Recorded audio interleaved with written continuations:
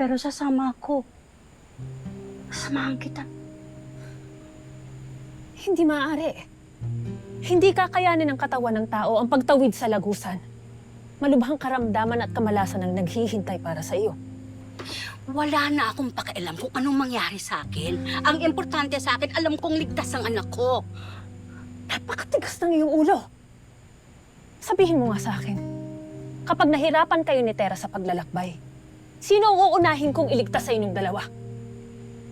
Mas nanaisin mo bang ikaw pa ang aking pagkaabalahan, imbis na siya na lamang?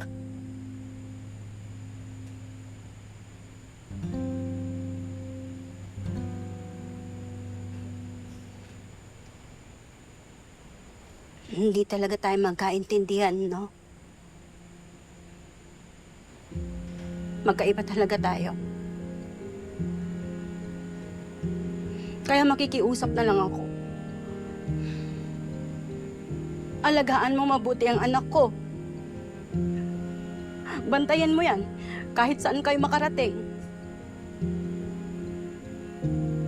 Nay. Talaga po bang pumapayag na po kayo?